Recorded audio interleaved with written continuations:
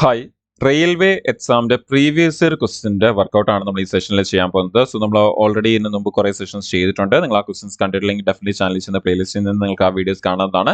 And channel follow ചെയ്തുകൊണ്ടേ ഇരിക്കുക. ഇനി വരാനിരിക്കുന്ന റെയിൽവേയുടെ ഒരുപാട് എക്സാംസിന്റെ ആ ഒരു പ്രീവിയസ് ഇയർ ക്വസ്റ്റൻസ് എല്ലാം തന്നെ നമ്മളിവിടെ വർക്കൗട്ട് ചെയ്യുന്നതായിരിക്കും. സോ അതൊന്നും മിസ്സാവാതിരിക്കാൻ ഡെഫിനറ്റ്ലി ഫോളോ ചെയ്തുകൊണ്ടേ ഇരിക്കുക. നിങ്ങളുടെ വർക്കൗട്ട് സെഷൻസ് കൊണ്ടുപോയിക്കൊണ്ടേ ഇരിക്കുക. ഈ വർഷം ഒരുപാട് റെയിൽവേ എക്സാംസ് ആണ് വരാനിരിക്കുന്നത്, നിങ്ങൾക്കറിയാം. സോ നല്ലപോലെ പ്രാക്ടീസ് ചെയ്യാം. സോ ഡയറക്റ്റ്ലി നമുക്ക് നമ്മുടെ റിമൈനിങ് ക്വസ്റ്റൻസിലേക്ക് പോവാം. So first question, the diameter of spherical metal ball A is twice that of spherical metal ball B. Find the ratio of volume of A and B. നമുക്കവിടെ രണ്ട് metal ബോളിനെ കുറിച്ചാണ് പറയുന്നത്, A and B. രണ്ട് spherical ആണെന്ന് പറഞ്ഞിട്ടുണ്ടായിട്ട് തന്നെ അതിന്റെ volume comparison ആണ് ചെയ്യുന്നത്. സോ നമുക്കറിയാം വോളിയം ഓഫ് സ്പിയർ എന്ന് പറയുന്നത് 4/3 പൈ ആർ ക്യൂബ് ആണ്. ഓക്കെ, അപ്പം നമ്മുടെ വോളിയം ഓഫ് സ്പിയർ എന്ന് പറയുന്നത് വോളിയം ഓഫ് സ്പിയർ എന്ന് പറയുന്നത് 4/3 പൈ ആർ ക്യൂബ് ആണ്. ഇനി നമുക്ക് ഇവിടെ ഒരു കണ്ടീഷൻ പറഞ്ഞിട്ടുണ്ട്. നമ്മുടെ ആദ്യത്തെ സ്പിയറിന്റെ ഡയമീറ്റർ എന്ന് പറയുന്നത് ട്വൈസ് ആണ് രണ്ടാമത്തേനേക്കാളും എന്ന് പറഞ്ഞിട്ടുണ്ട്. അപ്പൊ ഡയമീറ്റർ ട്വൈസ് ആണെങ്കിൽ ഉറപ്പായിട്ടും റേഡിയസും എന്തായിരിക്കും, ട്വൈസ് ആയിരിക്കും. സോ അങ്ങനെയാണെങ്കിൽ നമുക്ക് ഇവിടെ ഇതിന്റെ റേഡിയസിനെ 2r എന്നെടുക്കാം. സോ ആർ ക്യൂബ് ആയതുകൊണ്ട് തന്നെ നമുക്ക് ഇവിടെ ക്യൂബ് വരും. അതുപോലെ രണ്ടാമത്തെ സ്പെറിക്കൽ ബോളിലേക്ക് പോകുമ്പോൾ 4/3 പൈ ഇൻറ്റു നമ്മുടെ ഇവിടെ അത് ആർ ക്യൂബ് തന്നെ എടുക്കാം, ബിക്കോസ് ഇതിന്റെ ഇരട്ടിയാണെന്നാണ് നമുക്ക് പറഞ്ഞിരിക്കുന്നത്.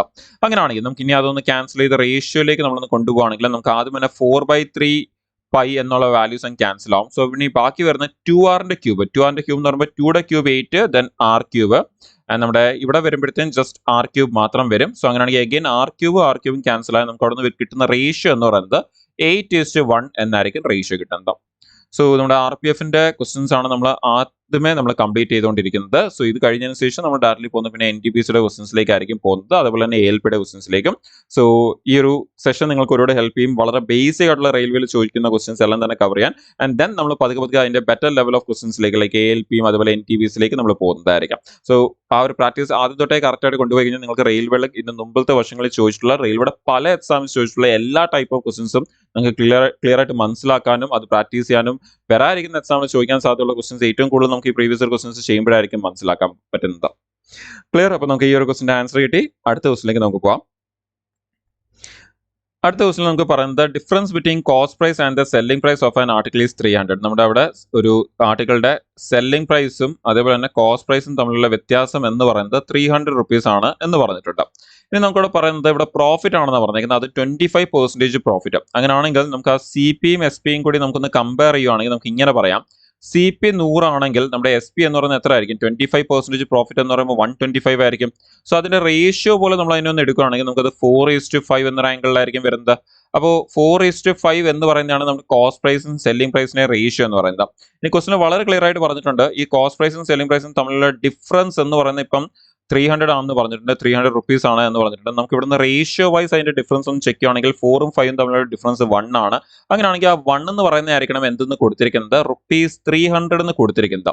അപ്പൊ എന്താണ് ചോദിച്ചിരിക്കുന്നത്, സെല്ലിംഗ് പ്രൈസ് ആണ് ചോദിച്ചിരിക്കുന്നത്. അപ്പൊ സെല്ലിംഗ് പ്രൈസിന്റെ കറസ്പോണ്ടിങ് റേഷ്യോ എന്താണ്, 5 ആണ്.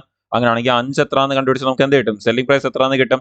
സോ അങ്ങനെയാണെങ്കിൽ നമുക്ക് ഇവിടെ കാണാം 1 എന്ന് പറയുന്നതാണ് 300. സോ അങ്ങനെയാണെങ്കിൽ 5 എന്ന് പറയുന്നത് എത്ര ആയിരിക്കും, 300 × 5 ആയിരിക്കും. സോ 1 × 300 ആണ് 300. അങ്ങനെയാണെങ്കിൽ 5 × 300 എത്ര എന്ന് എടുത്താൽ പോരെ.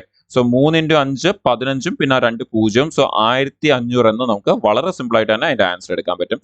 വേറെ ഇക്വേഷൻസോ ഫോർമുലാസോ നമ്മുടെ പ്രോഫിറ്റ് ആൻഡ് ലോസിന്റെ ഫോർമുലാസോ ഒന്നും തന്നെ എടുക്കാതെ തന്നെ നമുക്ക് അതിന്റെ ആൻസർ വളരെ സിമ്പിൾ ആയിട്ട് നമ്മൾ എപ്പോഴും ചെയ്യുന്ന റേഷ്യോയും പെർസെന്റേജ് കൺസെപ്റ്റ് വെച്ച് തന്നെ നമുക്ക് അത് കാൽക്കുലേറ്റ് ചെയ്യാൻ പറ്റും. ക്ലിയർ? Next question. അടുത്തത് നമ്മുടെ ടൈം ആൻഡ് ഡിസ്റ്റൻസിലെ വളരെ ഫ്രീക്വന്റ് ആയിട്ട് എക്സാംസിൽ കാണുന്ന ഒരു ടൈപ്പ് ഓഫ് ക്വസ്റ്റൻ ആണ് അവിടെ തന്നിരിക്കുന്നത്. നമ്മുടെ യൂഷ്വൽ സ്പീഡ് ആൻഡ് യൂഷ്വൽ ടൈമിന്റെ ക്വസ്റ്റൻ ആണ് തന്നിരിക്കുന്നത്. അപ്പോൾ നമ്മൾ ഇത് ഓൾറെഡി നേരത്തെ സെഷനിലും ചെയ്തിട്ടുണ്ട്. അപ്പോൾ നിങ്ങൾക്ക് നേരത്തെ സെഷൻ കണ്ടിട്ടുള്ളവർക്ക് അറിയാം ദാറ്റ് ഇത് ഇതിന് മുമ്പും റിപ്പീറ്റ് ആയിട്ടുണ്ട് എന്നുള്ളത്. അപ്പം അതൊരു കണ്ടിന്യൂസ്ലി ഫോളോ ചെയ്യുമ്പോൾ നിങ്ങൾ ക്ലിയർ ആയിട്ട് അറിയാൻ പറ്റും അതിന്റെ ഒരു ഫ്രീക്വൻസി എത്രയാണ്, എത്ര വട്ടമാണ് അത് ഫ്രീക്വന്റ് ആയിട്ട് റിപ്പീറ്റ് ചെയ്തിട്ടുള്ള എക്സാംസിൽ എന്നുള്ളത് നിങ്ങൾക്ക് നല്ലപോലെ അറിയാൻ പറ്റും. നമുക്ക് ഇതെങ്ങനെ ചെയ്യാം നോക്കാം. നമ്മൾ എപ്പോഴും ചെയ്യുന്ന പോലെ തന്നെ നമുക്ക് ന്യൂ ആൻഡ് അവിടുത്തെ യൂഷ്വലിനെ കുറിച്ചുള്ള കണ്ടീഷൻസ് ആണ് പറയുന്നത്, ഇപ്പോഴത്തെ പുതിയതും നേരത്തെ ഉണ്ടായിരുന്നതും. സോ ആദ്യം തന്നെ സ്പീഡിലേക്ക് പോവുകയാണെങ്കിൽ നമുക്കവിടെ ആദ്യം തന്നെ പറയുന്നത് walking at 50% more than his usual speed. സാധാരണ നടക്കുന്നേക്കാളും 50% സ്പീഡ് കൂട്ടി നടക്കുകയാണെങ്കിൽ അപ്പൊ നമുക്ക് ഇങ്ങനെ പറയാം, സാധാരണ നടക്കുന്നത് ഇപ്പം 100-ലാണെങ്കിൽ ഇപ്പം നടക്കുന്ന 50% കൂടുന്ന പറയുമ്പോൾ 150 നടക്കുന്നതെന്ന് പറയാമല്ലോ. അങ്ങനെയാണെങ്കിൽ നമുക്കത് കട്ട് ചെയ്യുമ്പോൾ റേഷ്യോ എന്ത് വരും? 3/2 എന്ന് വരും. അപ്പോൾ സ്പീഡിന്റെ റേഷ്യോ 3/2 ആണെങ്കിൽ നമ്മുടെ ടൈമിന്റെ റേഷ്യോ എന്ന് പറയുന്നത് എന്തായിരിക്കും? 2/3 ആയിരിക്കും. വളരെ സിമ്പിൾ ആയിട്ട്. ഇനി ക്വസ്റ്റിന്റെ റിമൈനിങ്ങിലേക്ക് നമ്മൾ പോവുകയാണെങ്കിൽ ഇപ്പൊ അങ്ങനെ നടക്കുന്ന കാരണം a man reaches his office and hour early. അപ്പൊ ഇങ്ങനെ നടക്കുന്ന കാരണം ആള് ഇപ്പൊ നേരത്തെ ഓഫീസ് എത്തുന്നുണ്ട് എന്നാണ് പറയുന്നത്. അപ്പൊ നമുക്ക് ഇവിടെ ക്ലിയർലി കാണാൻ പറ്റുന്നുണ്ട് നേരത്തെ എടുത്തോണ്ടിരുന്ന സമയത്തിന്റെ റേഷ്യോ എന്തായിരുന്നു? 3 ആയിരുന്നു. ഇപ്പൊ എത്ര എടുക്കുന്നുള്ളൂ? 2 എടുക്കുന്നുള്ളൂ. അപ്പം നേരത്തെ എത്തുന്നുണ്ട്. അങ്ങനെയാണെങ്കിൽ ഈ സമയം തമ്മിലുള്ള വ്യത്യാസം നമ്മൾ നോക്കുകയാണെങ്കിൽ ഇവര് 2ഉം 3ഉം തമ്മിലുള്ള വ്യത്യാസമാണ് 1. ആൻഡ് ആക്ച്വലി ആ 1 എന്ന് പറയുന്നതായിരിക്കും എന്തെന്ന് ഉദ്ദേശിക്കുന്നത്? ആ 1 മണിക്കൂർ എന്ന് ഉദ്ദേശിക്കുന്നത്. അതാണ് ഈ ക്വസ്റ്റിനിൽ ചോദിക്കുന്നത്. How long does he usually take to reach the office? സാധാരണ എത്രയാണ് എടുത്തോണ്ടിരുന്നത്? യൂഷ്വൽ ആണ് ചോദിക്കുന്നത്. സാധാരണ എടുത്തോണ്ടിരുന്നതിന്റെ വാല്യൂ അല്ലെങ്കിൽ ആ കറസ്പോണ്ടിങ് റേഷ്യോ എന്ന് പറയുന്നത് എത്രയാണ്? 3 ആണ്. അപ്പോൾ 1 എന്ന് പറയുന്ന 1 മണിക്കൂറാണെങ്കിൽ 3 എന്ന് പറയുന്നത് എത്ര മണിക്കൂറായിരിക്കും? 3 മണിക്കൂറായിരിക്കും. സോ ആൻസർ സിമ്പിൾ ആയിട്ട്, വളരെ സിമ്പിൾ ആയിട്ട്, ഒരു ഫോർമുല പോലും എടുക്കാതെ ഒരു റിലേഷൻ യൂസ് ചെയ്യാതെ നമുക്ക് 3 മണിക്കൂർ എന്ന് കിട്ടും. അപ്പോൾ നിങ്ങൾക്ക് ഇത് ആക്ച്വലി മൈൻഡിൽ തന്നെ എടുക്കാവുന്നതേ ഉള്ളൂ. ഇത് എഴുതേണ്ട ആവശ്യം പോലും ഇല്ല. നിങ്ങൾക്കറിയാം ആ ഒരു 150ഉം 100ഉം 3/2 എന്ന് വരും എന്ന് മനസ്സിലാക്കി കഴിഞ്ഞാൽ അടുത്ത് 2/3 എന്ന് വരും. അതിലെ വ്യത്യാസം 1 എന്ന് പറയുന്നത് 1 മണിക്കൂർ. അങ്ങനെയാണെങ്കിൽ ആ യൂഷ്വലിന്റെ കറസ്പോണ്ടിങ് റേഷ്യോ 3 എന്ന് പറയുന്നത് 3 മണിക്കൂർ ആയിരിക്കും. നിങ്ങൾക്ക് മൈൻഡിൽ തന്നെ ആലോചിച്ച് ആൻസർ എടുക്കാവുന്നതേ ഉള്ളൂ. സോ ഇനി ഈ ഒരു ക്വസ്റ്റ്യൻ നിങ്ങൾ മറക്കല്ല. ഇനി വരാനിരിക്കുന്ന സെഷൻസിൽ ഉറപ്പായിട്ട് ഈ ക്വസ്റ്റ്യൻസ് ഉറപ്പായിട്ട് റിപ്പീറ്റ് ആവും നമുക്ക് പറയാൻ പറ്റും. അപ്പോൾ നമുക്ക് ആ സമയത്ത് ഈ ക്വസ്റ്റ്യൻ നിങ്ങൾ ഇതേ രീതിയിൽ വേറെ ഫോർമുലാസിലേക്കോ നമ്മൾ സാധാരണ ടൈം ആൻഡ് ഡിസ്റ്റൻസ് യൂസ് ചെയ്യുന്ന ഒരു മെത്തേഡ് ഉണ്ട്. അതിനെ ഫുൾ റിലേഷൻ എഴുതി ഇക്വേറ്റ് ചെയ്ത് സോൾവ് ചെയ്യുന്നത്. അതിലേക്കോ ഒന്നും തന്നെ പോകാതിരിക്കുക. നെക്സ്റ്റ് ക്വസ്റ്റ്യനിലേക്ക് പോവാം. Anand invested an amount of rupees 10,000 at the rate of 10% per annum compound interest for a period of 3 years എന്നാണ് പറഞ്ഞിരിക്കുന്നത്. അപ്പൊ നമുക്ക് അവിടെ എല്ലാ കാര്യങ്ങളും പറഞ്ഞിട്ടുണ്ട്. പ്രിൻസിപ്പിൾ 10,000 ആണ് എന്ന് പറഞ്ഞിട്ടുണ്ട്. റേറ്റ് ഓഫ് ഇൻട്രസ്റ്റ് എന്ന് പറയുന്നത് 10% ആണ് എന്ന് പറഞ്ഞിട്ടുണ്ട്. അതുപോലെ സമയവും നമുക്ക് പറഞ്ഞിട്ടുണ്ട് 3 വർഷമാണ് എന്ന് പറഞ്ഞിട്ടുണ്ട്. എന്താണ് ചോദിക്കുന്നത്? How much amount will he get after 3 years എന്നാണ് ചോദിക്കുന്നത്. അപ്പോൾ നമുക്ക് അവിടെ കണ്ടുപിടിക്കേണ്ടത് എമൗണ്ട് എത്രയാണ് എന്നാണ് കണ്ടുപിടിക്കേണ്ടത്. നമുക്ക് പല മെത്തേഡ്സ് യൂസ് ചെയ്യാം. നമുക്ക് ഫോർമുല യൂസ് ചെയ്യാം, അല്ലെങ്കിൽ നമുക്ക് പല മെത്തേഡ്സ് ഉണ്ട് ഇത് കണ്ടുപിടിക്കാൻ വേണ്ടി. നമുക്ക് ഏറ്റവും എളുപ്പമുള്ള മെത്തേഡിലേക്ക് തന്നെ പോകാം. നമ്മുടെ പാസ്കൽസ് ട്രയാങ്കിൾ എന്ന് പറയുന്ന മെത്തേഡിലേക്ക് പോകാം. സോ പാസ്കൽസ് ട്രയാങ്കിൾ എടുക്കുമ്പോൾ നമുക്കവിടെ 3 ഇയേഴ്സ് എന്ന് പറഞ്ഞിട്ടുണ്ടായിരുന്നു. നമ്മൾ എന്ത് ചെയ്യുക? 11ന്റെ ക്യൂബ് നമ്മൾ എടുത്തൊരു ഗ്യാപ്പ് വിട്ട് എഴുതുക. അപ്പോൾ 3 വർഷം എന്ന് പറയുമ്പോൾ 11ന്റെ ക്യൂബ് 1331 എടുത്തു. എന്നിട്ട് അതിന്റെ ഫസ്റ്റ് 1ന്റെ അടിയിൽ എപ്പോഴും എന്ത് ചെയ്യുക? നമ്മുടെ പ്രിൻസിപ്പിൾ അതേപോലെ തന്നെ എഴുതുക. അതിനുശേഷം 10% എന്ന് പറഞ്ഞിട്ടുണ്ടെങ്കിൽ തന്നെ 10,000 10% എടുത്ത് അടുത്ത വാല്യൂന്റെ താഴേക്ക് എഴുതുക. സോ 10,000 10% 1000. ഇനി 1000 10% എടുത്ത് അടുത്ത വാല്യൂന്റെ അടിയിലേക്ക് എഴുതുക. നമ്മുടെ ക്വസ്റ്റിനിൽ 10% പറഞ്ഞിട്ടുണ്ട്. അതുകൊണ്ട് ഇനി അഗെയിൻ 100 10% എടുത്ത് അടുത്ത വാല്യൂന്റെ അടിയിലേക്ക് എഴുതുക. അപ്പൊ നോക്കിയാൽ വളരെ പെട്ടെന്ന് ഫില്ലായില്ലേ? ഇനി എന്ത് ചെയ്യുക? ജസ്റ്റ് എല്ലാം കൂടി ഒന്ന് മൾട്ടിപ്ലൈ ചെയ്യുക. അങ്ങനെയാണെങ്കിൽ 1 × 10,000 നമുക്ക് അവിടെ 10,000 എന്ന് വരും. 3 × 1000 നമുക്ക് 3,000 എന്ന് വരും. ആൻഡ് 3 × 100 നമുക്ക് 300 എന്നും 1 × 10 നമുക്ക് 10 എന്ന് വരും. ഇനി എമൗണ്ട് ആണ് ചോദിച്ചിരുന്നത്. അതുകൊണ്ട് തന്നെ എന്ത് ചെയ്യുക? ഇത് മൊത്തം ചുമ്മാ ഒന്ന് പ്ലസ് ചെയ്യുക. നമുക്ക് ആൻസർ കിട്ടും. സോ 10,000ഉം 3,000ഉം പ്ലസ് ചെയ്യുമ്പോൾ 13,000 വരും. പിന്നെ അവിടെ നമുക്ക് 300 ഉണ്ട് ആൻഡ് ദെൻ 10 ഉണ്ട്. സോ 13,310 റുപ്പീസ് ആയിരിക്കും നമുക്ക് അവിടെ എമൗണ്ട് ആയിട്ട് അവസാനം ഈ ഒരു മെച്യൂരിറ്റി പീരീഡ് കഴിയുമ്പോൾ നമുക്ക് കിട്ടുന്നത്.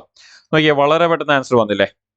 എത്ര കാൽക്കുലേഷൻ ഉണ്ടെന്ന് നിങ്ങൾ നോക്കിയാൽ പാസ്കൽസ് ട്രയാങ്കിൾ ആണ് ഈ മെത്തേഡിന്റെ പേര്. കോമ്പൗണ്ട് ഇൻട്രസ്റ്റിന്റെ ക്വസ്റ്റ്യൻസ് സോൾവ് ചെയ്യാൻ വേണ്ടിയാണ് നമ്മൾ ഈ ഒരു മെത്തേഡ് യൂസ് ചെയ്യുന്നത്. ഇത് കൂടാതെ തന്നെ ഫോർമുല മെത്തേഡ് ഉണ്ട്, റേഷ്യോ മെത്തേഡ് ഉണ്ട്, ബോക്സ് മെത്തേഡ് ഉണ്ട്, ട്രീ മെത്തേഡ് ഉണ്ട്, സക്സസീവ്യുടെ മെത്തേഡ്സ് ഉണ്ട്. സോ ഇങ്ങനെ ഒരുപാട് വെറൈറ്റി ഓഫ് മെത്തേഡ്സ് ഉണ്ട് കോമ്പൗണ്ട് ഇൻട്രസ്റ്റിന്റെ ക്വസ്റ്റ്യൻസ് സോൾവ് ചെയ്യാൻ വേണ്ടി. നമ്മുടെ ഈ സെഷനിലെ ലാസ്റ്റ് ക്വസ്റ്റ്യനിലേക്ക് നമുക്ക് പോകാം. When 24 is subtracted from a number, it reduces to its 4/7. എന്താ പറയുന്നത്? ഏതൊരു നമ്പർ നമുക്ക് 24നെ ഏതൊരു നമ്പറിൽ നിന്ന് മൈനസ് ചെയ്യുമ്പോൾ ആ നമ്പർ എത്ര ആയിട്ട് ചുരുങ്ങുന്നു?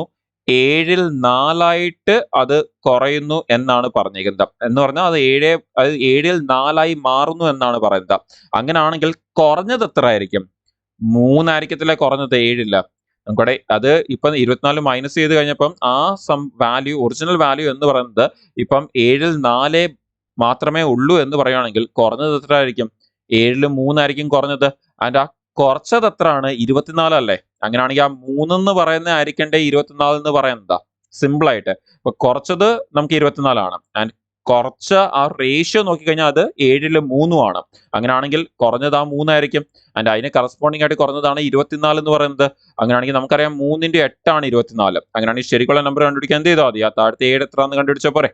സോ 7 × 8 എത്ര വരും? 56 എന്ന് വരും. അപ്പൊ നമ്മുടെ ശരിക്കുള്ള നമ്പർ 56 ആണ്. ഇനി ക്വസ്റ്റ്യൻ എന്താണ് ചോദിച്ചിരിക്കുന്നത്, what is the sum of the digits of that number. അപ്പൊ 56 അല്ല ചോദിച്ചിരിക്കുന്നത്, ആ നമ്പറിന്റെ ഡിജിറ്റുകളെ സം ചെയ്താൽ എത്ര വരും എന്നാണ് ചോദിച്ചത്. അപ്പൊ 5ഉം 6 കൂടി പ്ലസ് ചെയ്ത് എത്ര വരും? 11 വരും. സോ നമ്മുടെ ആൻസർ ഓപ്ഷൻ എ 11 ആണ് നമ്മുടെ ആൻസർ.